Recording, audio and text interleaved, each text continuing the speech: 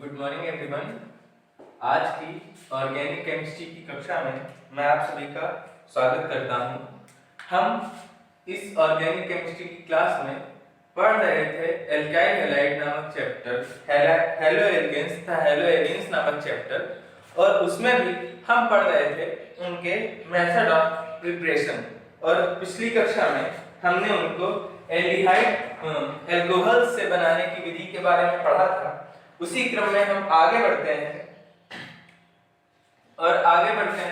तो जो हमारे पास दूसरा आता है वो आता है, हम इनको जो हेलो एल्काइल हैलाइड्स हैं उनको हम हाइड्रोकार्बन्स यानी कि एल्कीन्स या एल्केन्स एल्काइन्स इनके द्वारा भी अभिक्रिया करके प्राप्त कर सकते हैं। तो इसी क्रम में हमें जो पता है कि जो एल्केन्स हेलो एल्केन्स होते हैं उनको हम जो एल्केन्स के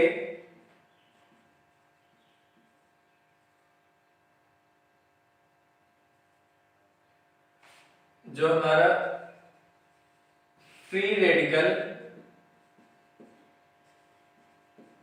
हैलोजिनेशन होता है, हमने पढ़ा होगा कि जब हमारा एल्केन है सपोज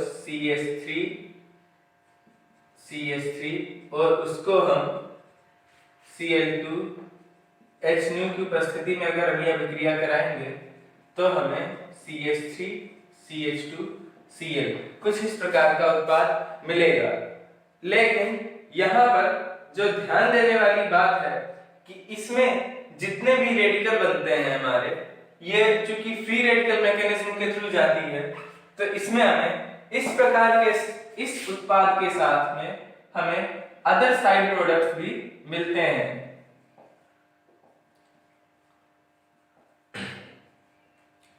और अदर साइड प्रोडक्ट में मिलने के कारण जो ये अभिक्रिया होती है, इस अभिक्रिया की जो पदार्थ की जो मात्रा जो प्रोडक्ट बना होता है उसकी जो मात्रा होती है वो कम होती है, जो यील्ड होती है वो कम होती है। ठीक है, उसके बाद फिर हम जो हमारे पास जो दूसरा मेथड आता है इसमें, वो बहुत ही इंटरेस्टिंग मेथड है। उसमें हम क्या करते हैं, by reaction of alkenes with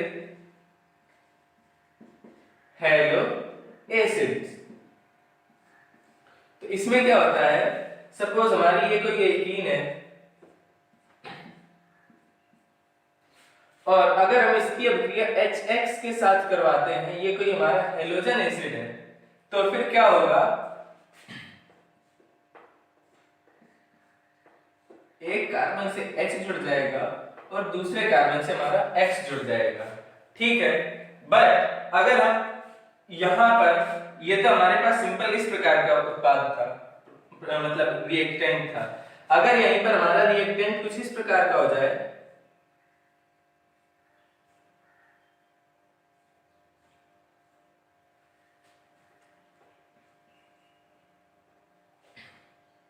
यहां पर जो ये हमारा सिंपल है, ये हमारा किसको रिप्रेजेंट कर रहा है, CH3 को। तो हम इसको इस प्रकार भी लिख सकते हैं या फिर हम इसको बिना लिखे भी ऐसे भी रख सकते हैं। ये हमारे ऊपर निर्भर करता है। मैंने आपको जो बेसिक केमिस्ट्री की क्लास थी, बेसिक ऑर्गेनिक केमिस्ट्री की, उसमें ये जो लाइन रिप्रेजेंटेशन बताया था। तो चलिए अब हम उसी क्रम में आगे बढ़ते हैं। तो सपोज हमारे पास ये रिएक्शन है, कुछ इस प्रकार की अभिक्रिया है। तो अगर हम देखेंगे तो इसमें हमारा किस प्रकार का प्रोडक्ट बनता है, आइए देखते हैं। तो इस अभिक्रिया में सबसे पहले क्या होगा कि जो H+ होता है, ठीक है, तो H+ जो है हमारा, सपोज ये हेलो एसिड है तो ये हमारा H+ का सोर्स भी होता है। और मैंने आपको पहले भी बताया था कि जो हमारा ये पाई बॉन्ड होता है, ये हमारा न्यूक्लियोफिलिक इन नेचर होता है। तो ये पाई बॉन्ड क्या करेगा, अपना इलेक्ट्रॉन, जो ये इलेक्ट्रॉन डेंसिटी है वो इस H प्लस पर अटैक करेगा। तो जो हमारा इससे हमारी जो स्पीशीज जनरेट होगी वो कौन सी स्पीशीज जनरेट होगी?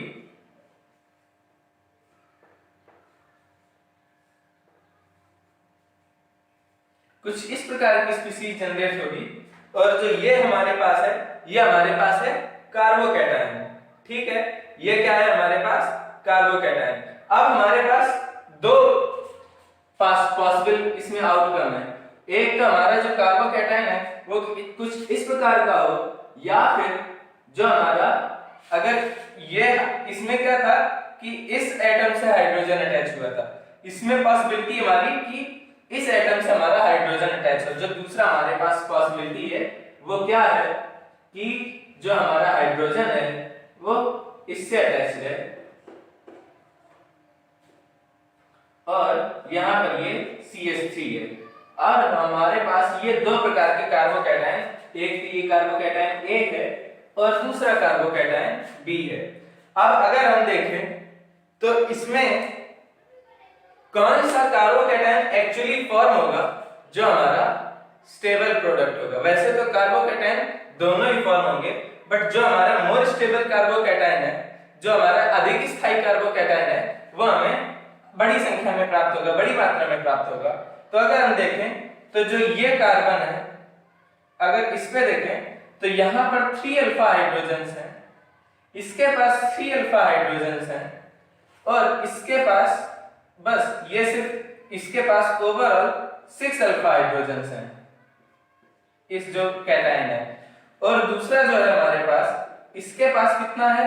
1 अल्फा हाइड्रोजन, सॉरी इसके पास हमारा सिर्फ ये 3 अल्फा हाइड्रोजन है, क्योंकि इस कार्बन से जुड़ा हुआ ये कार्बन है, सॉरी इसके पास अगर देखें 6 ये है और 2 ये भी कार्बन है। क्यों? क्योंकि ये हमारा क्या हो जाएगा, अगर हम इसको शॉर्ट फॉर्म में लिख देंगे तो ये CH2CH3 हो जाएगा, है ना, CH2 और इसी CH2 से जुड़ा हुआ CH3 ग्रुप हो जाएगा।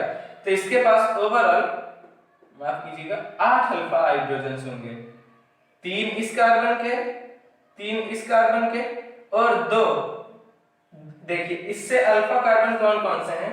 ये चूंकि हमारा मेन ग्रुप है तो इससे जुड़ा हुआ ये कार्बन अल्फा है, और दूसरा हमारा जुड़ा हुआ ये कार्बन अल्फा कार्बन है। चलिए मैं इसको एक बार साफ करके आपको क्लियर बता देता हूं।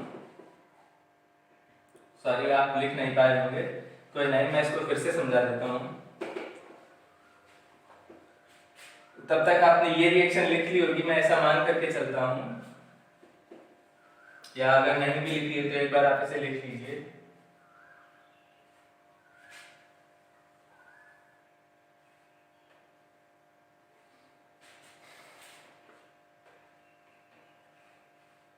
चलिए तो आपने लिख लिया होगा।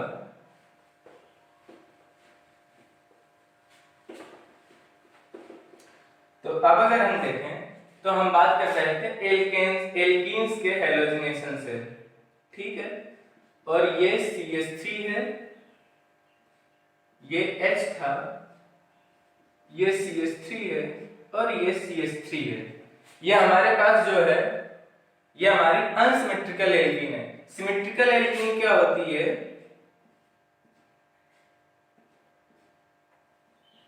CH3 CH3 H H, इसमें हमारे पास ये हमारी एक तरीके से देखा जाए तो सिमेट्रिकल एल्कीन है, क्योंकि प्रॉपर सिमेट्री मेंटेन है, ठीक है। और जो दूसरी है हमारी ये अनसिमेट्रिकल एल्कीन है, क्योंकि यहाँ पर इसके सापेक्ष, यहाँ पर H के सापेक्ष यहाँ पर CH3 ग्रुप है। तो अब इसमें हमारे पास क्या है कि जब हमने H प्लस के साथ होगा तो ये इसका जो पाई बॉन्ड है वो इस H प्लस पर अटैक करेगा। तो अब हमारे पास जो कार्बोकैटायन बनेंगे तो H, अब देखिए पाई डेंसिटी इसने डोनेट करी है, तो जो हमारा कार्बोकैटायन बनेगा वो सिर्फ एक ही पे बन सकता है। तो अब इससे हमारा क्या होगा, हाइड्रोजन, सपोज हमारे पास इसमें 2 केस हैं।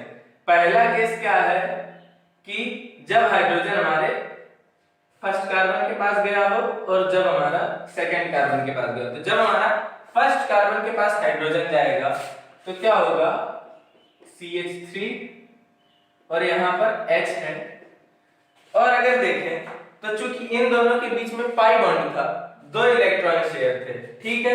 बट अब जो ये दोनों इलेक्ट्रॉन है ये इसने इस H+ को दे दिया है, ठीक है। बट जो अब जो नया बंध बना है वो इस कार्बन और इस हाइड्रोजन के बीच में बना है। तो जो ये कार्बन है इसके तो हमारा अष्टक पूर्ण है, ये इस हाइड्रोजन से जुड़ गया जाकर के, परंतु ये जो डबल बॉन्ड था उसके शेयर्ड के जो 2 इलेक्ट्रॉन थे उसमें से एक इलेक्ट्रॉन इस कार्बन का चला गया है।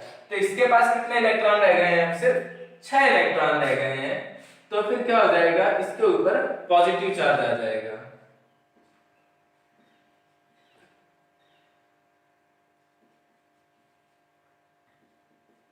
ठीक है। और इस केस में हमारा इसको हम क्या लिख सकते हैं? इसको अगर हम देखें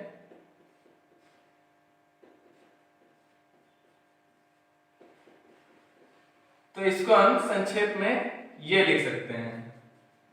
अब इसमें देखिएगा तो इसमें हमारे पास एक ये कार्बोकैटायन बना है। अब अगर हम इसके नंबर ऑफ अल्फा हाइड्रोजन्स निकालें या फिर कौन कितना स्थायी कार्बोकैटायन है, और दूसरा हमारे पास जो केस है उसमें दूसरे केस में क्या होगा? हमारा जो C है, सपोज हाइड्रोजन सेकेंड एटम ने एक्सेप्ट किया है, तो ये हाइड्रोजन है,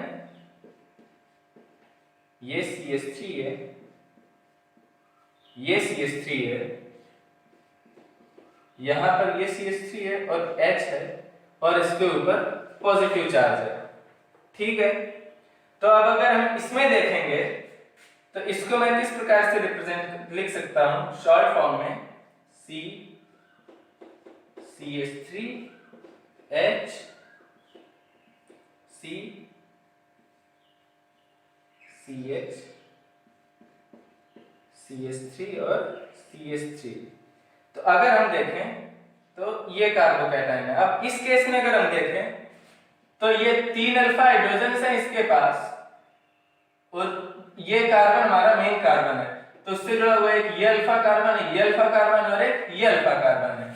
ये वाला जो है ये हमारा बीटा कार्बन है। हमें सिर्फ अल्फा हाइड्रोजन काउंट करने हैं क्योंकि वही हमारे हाइपर कॉन्जुगेशन में इन्वॉल्व होते हैं। तो अब अगर हम देखेंगे तो इसके पास 3 6 और 2 8 अल्फा हाइड्रोजन हैं। तो ये जो है हमारा ये इसके पास 8 अल्फा हाइड्रोजन हैं।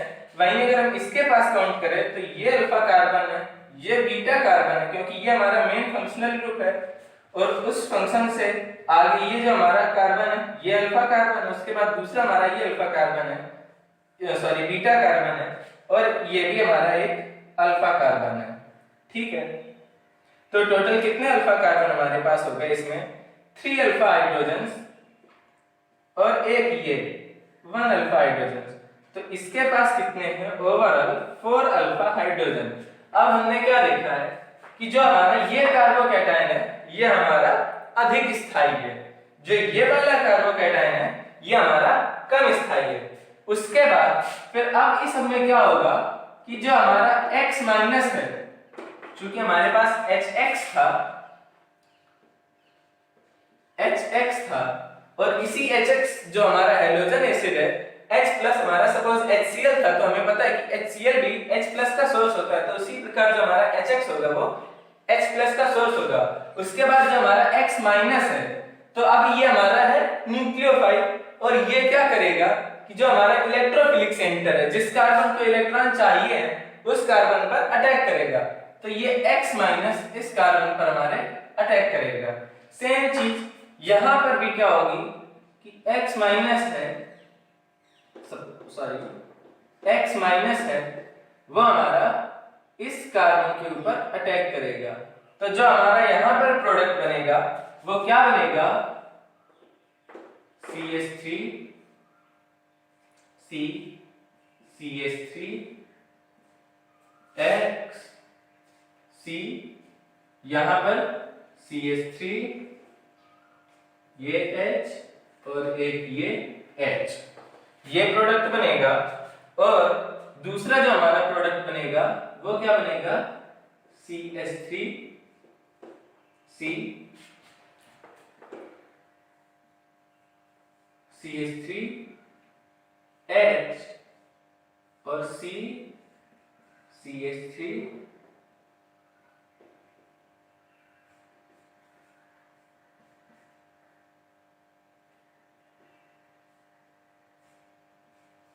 और ये H, दूसरा हमारा ये प्रोडक्ट बनेगा, प्रोडक्ट A और प्रोडक्ट B, ठीक है। और जो हमारा इसमें जो प्रोडक्ट A है ये हमारा कैसा प्रोडक्ट रहेगा, मेजर प्रोडक्ट रहेगा। क्यों? क्योंकि ये हमारा मोर स्टेबल कार्बोकैटायन के थ्रू जा रहा है और यही हमारा मार्कोनिकॉव रूल के नाम से जाना जाता है। चलिए तो आप इसे नोट कर लीजिएगा।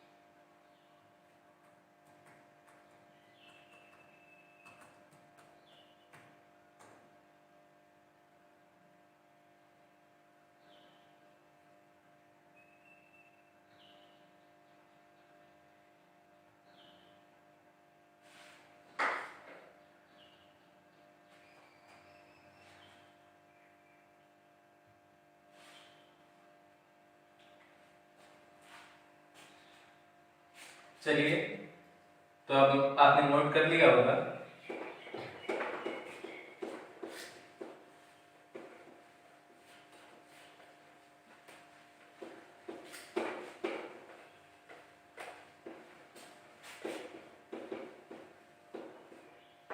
तो अब हम बात करते हैं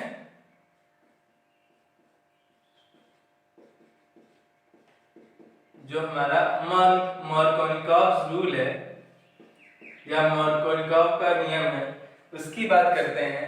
तो ये जो हमारा होता है ये होता है कि अनसिमेट्रिकल एल्कीन में जब भी किसी HX यानी हैलोजन एसिड का एडिशन होता है तो जो H होता है हमारा हाइड्रोजन होता है वह उस कार्बन के पास जाता है जिसके पास अधिक हाइड्रोजन होते हैं। तो अगर मैं इसे मतलब परिभाषा के रूप में बताऊं तो इसे इस प्रकार लिखूंगा कि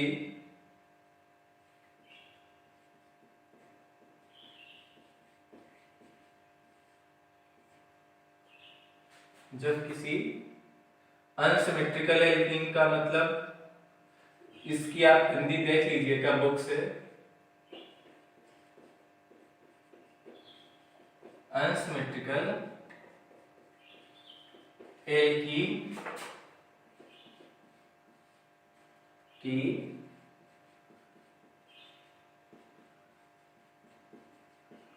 अभिक्रिया किसी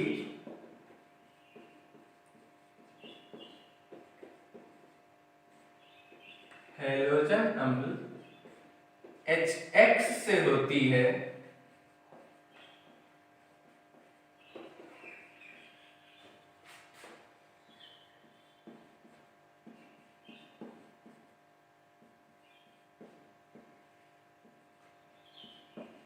तो हाइड्रोजन उस हाइड्रोजन कार्बन कार्बन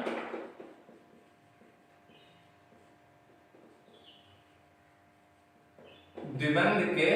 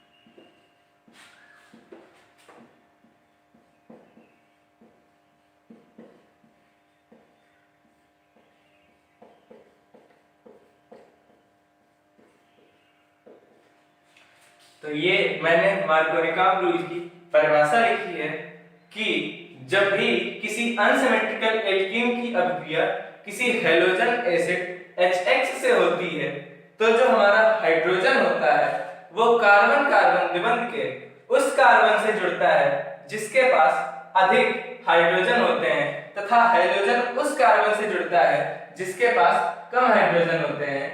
और अगर हम इसका उदाहरण भी दिखेंगे तो हम उसका जो उदाहरण होगा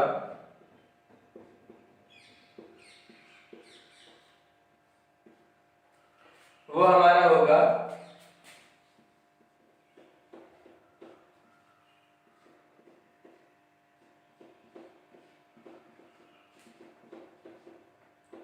सपोज जो ये एल्कीन है ये हमारी कैसी एल्कीन है, ये हमारी अनसिमेट्रिकल एल्कीन है, ठीक है। और जो अनसिमेट्रिकल एल्कीन में अगर हमारा ये HX है तो हाइड्रोजन किस एटम के पास जुड़ेगा, कार्बन कार्बन डबल बॉन्ड के, जिसके पास हमारे हाइड्रोजन की संख्या ज्यादा होगी, हाइड्रोजन हमारा उसी के पास जाएगा। और हेलोजन जो होगा वो किसके पास जाएगा, जिसके पास हाइड्रोजन की संख्या कम होगी। तो फिर जो हमारा प्रोडक्ट मिलेगा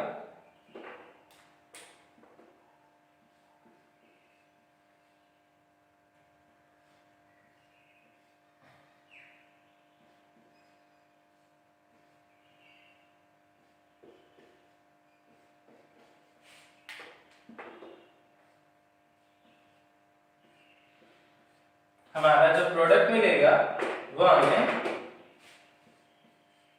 ये प्रोडक्ट मिलेगा, ठीक है। तो अगर इसमें हम देखें और ये हमारा प्रोडक्ट तो हमें दोनों मिलेंगे, किंतु जो हमारा मेजर प्रोडक्ट होगा, दूसरे जो प्रोडक्ट की पॉसिबिलिटी है वो कौन सी है कि हाइड्रोजन जो हमारा हो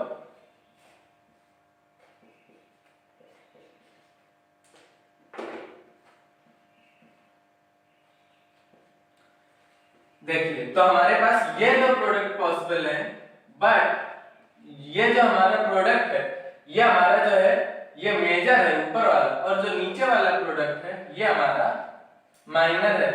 और इसका कारण क्या है कि ये जो हमारा प्रोडक्ट है इसे हम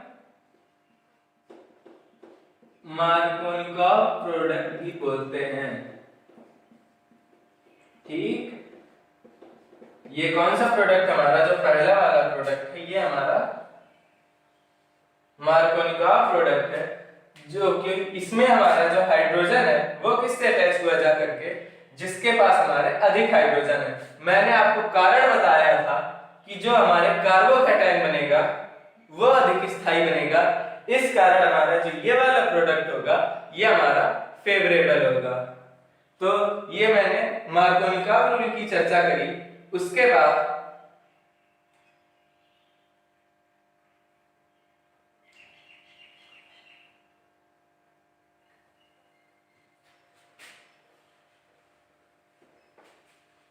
आपने नोट कर लिया होगा इसे,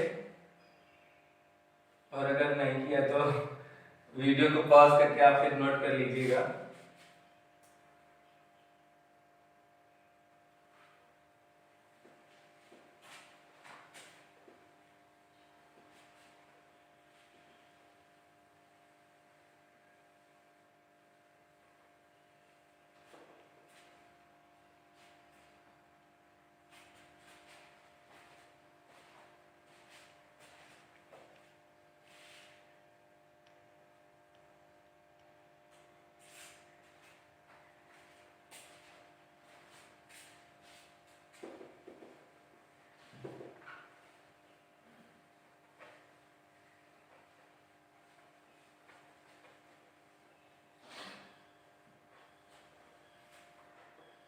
चलिए अब हम जो एल्कीन्स से बनाने की विधि है उसी क्रम में आगे बढ़ते हैं। तो इसमें क्या है,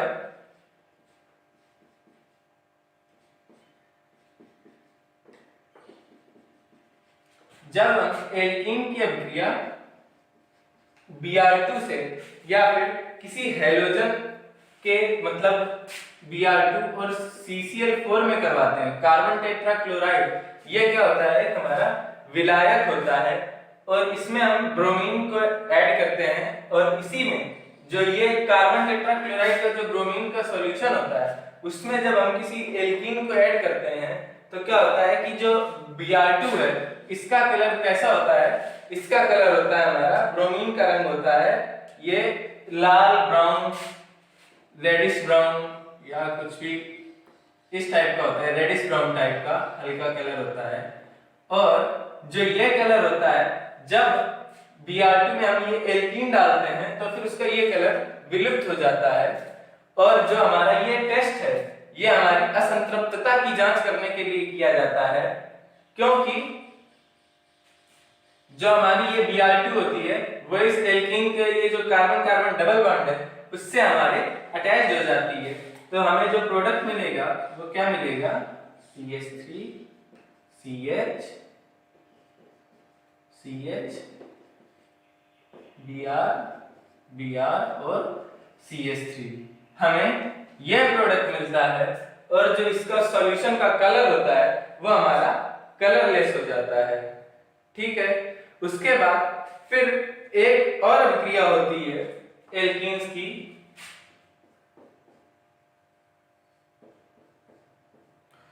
सॉरी एल्काइल हैलाइड्स की, कि उसमें ये क्या करते हैं, जो हमारे एल्काइल हैलाइड्स होते हैं, सपोज RCl है, ये हमारा NaI के साथ अभिक्रिया करके इसमें जो हमारा ये एक्सचेंज हो जाएगा, NaCl बन जाएगा, और ये आपस में R और I प्लस NaCl, ये हमारी कौन सी अभिक्रिया है, ये हमारी हैलोजन विनिमय या फिर हैलोजन एक्सचेंज रिएक्शन है। इसके थ्रू भी हमारा जो है एल्काइल आयोडाइड या फिर एल्काइल ब्रोमाइड को हम बना सकते हैं। इस अभिक्रिया को हम फ्लिंकस्टीन अभिक्रिया बोलते हैं। क्या बोलते हैं इस अभिक्रिया को हम, फ्लिंकस्टीन।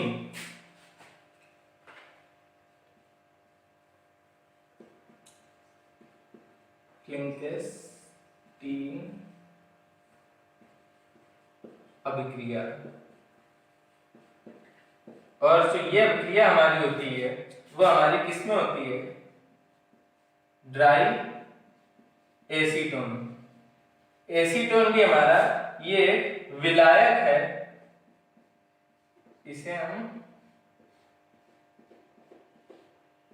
ये हमारा एसीटोन होता है, ये क्या है, एसीटोन। ठीक है, तो ये हमारा एक विलायक और शुष्क इसकी जो ये जो है इसकी एक बहुत बड़ी प्रॉपर्टी होती है कि ये पानी को सोख लेता है, पानी के साथ मतलब ये पानी के साथ घुल जाता है। तो और ये क्या होता है कि ये अपने आप भाप बन उड़ता रहता है, ये भाप बन के मतलब वाष्प के रूप में ये उड़ता रहता है। तो जब भी हमारे पास गीले रिएक्शंस वाले जो पॉट होते हैं वो गीले होते हैं तो हम उनमें एसीटोन डालते हैं और उसके बाद शेक करते हैं, तो ये क्या करता है पानी के साथ घुल जाता है और उसके बाद फिर वाष्प बन करके ये उड़ जाता है और इस प्रकार जो हमारा बर्तन होता है कांच का वो पूरा हमारा सूख जाता है। तो ये इसलिए हम इसमें ड्राई एसीटोन का यूज करेंगे। और ये क्या होता है कि जो हमारा ये सिर्फ सोडियम आयोडीन के साथ ही क्रिया करी जा सकती है और इसमें RCl या फिर RBr हो, ठीक है। तो ये क्या होगा कि जब ये NaI के साथ क्रिया करेंगे तो इस अभिक्रिया के जाने का कारण क्या है कि हमारा जो NaCl या NaBr बनेगा वो हमारा अवक्षेपित हो जाता है एसीटोन में, क्योंकि ये हमारा मोर स्टेबल है रेदर देन इसके स्टेबल नहीं है, जो इसका अवक्षेपण हो जाएगा। तो इसलिए क्या होगा कि ये दोनों हमारे अवक्षेपित हो जाते हैं तो हमारा RI बन जाएगा, सोडियम क्लोराइड या फिर सोडियम ब्रोमाइड का हमारा अवक्षेपण हो जाता है। ये हमने केमिकल इक्विलिब्रियम जब हम चैप्टर पढ़ेंगे तो हमने उसमें ये जो हमारा अवक्षेपण का सिद्धांत होता है उसका हमने बारे में पढ़ा होगा, ये उसी प्रक्रिया पर वर्क करता है।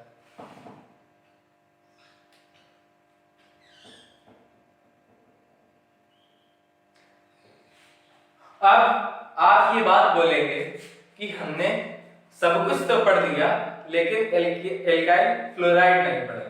तो जो एल्काइल फ्लोराइड्स हैं उनको बनाने की विधियां थोड़ी हमारी अलग होती हैं। मैंने आपको बोला था कि ये जो हमारे एल्काइल हैलाइड्स हैं ये हमारे ढेर सारी अभिक्रियाओं में स्टार्टिंग मटेरियल यानी अभिकर्मक के रूप में काम करते हैं और उसी प्रकार ये हमारे एल्काइल हैलाइड्स के थ्रू ही हम मतलब एल्काइल क्लोराइड या फिर एल्काइल ब्रोमाइड के थ्रू ही हम एल्काइल फ्लोराइड बनाते हैं, क्योंकि हमें ये पता है कि जो फ्लोरीन होती है F2 उसकी जो रिएक्शन होती है वो बहुत ही ज्यादा ज्वलनशील होती है, बहुत ही मतलब तीव्र होती है, उसे नॉर्मली हम कंट्रोल नहीं कर पाते हैं। तो हम इसे एल्काइल क्लोराइड्स या एल्काइल ब्रोमाइड्स के साथ बनाते हैं। तो इसमें होता क्या है कि सपोज हमारे पास ही RCl है और उसकी अभिक्रिया अगर हम AgF के साथ करवाएंगे, सिल्वर फ्लोराइड के साथ करवाएंगे, तो हमने ये पढ़ा होगा कि जो Ag होता है वो क्लोराइड ब्रोमाइड या फिर आयोडाइड के साथ तुरंत अभिक्षेपित हो जाता है।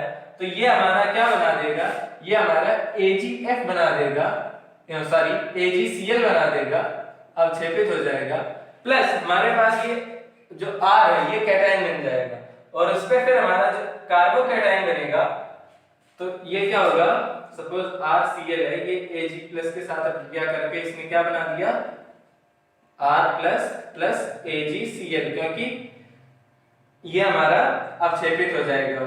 इसका एक्चुअली मुझे अभी वो टर्म नहीं याद आ रहा है तो कल मैं आपको इस टर्म का पूरा नाम बता दूंगा कि किस कारण ऐसा होता है, ठीक है। तो ये जो हमारा कार्बोकैटायन बनेगा फिर ये कार्बोकैटायन F- के साथ अभिक्रिया करके RF बना देगा। तो सेम यही होता है हमारा, यहाँ पर RF हमारा बन जाता है और AgCl अवक्षेपित हो जाता है। दूसरा हम क्या कर सकते हैं, इसको HgF के साथ भी बना सकते हैं तो हमारा HgCl हमारा अवक्षेपित हो जाएगा, ठीक है। और इसके अलावा भी हम इसको Hg2F2 नॉट Hg2Cl2, ये जो हमारा HgF होता है ये हमारा डायमेरिक फॉर्म में एग्जिस्ट करता है Hg2F2। Hg मोस्टली जो स्टेबल इसकी ऑक्सीडेशन स्टेट होती है वो 2 ही होती है, ठीक है। और उसके बाद फिर ये क्या होगा, ये हमारा SbF5 के साथ भी क्रिया करके हमारा ये बना सकता है RF + SbCl5, ठीक है। तो हमारा ये हमारे कुछ एल्काइल क्लोराइड्स बनाने की हमारी जो है ये विधियां हैं।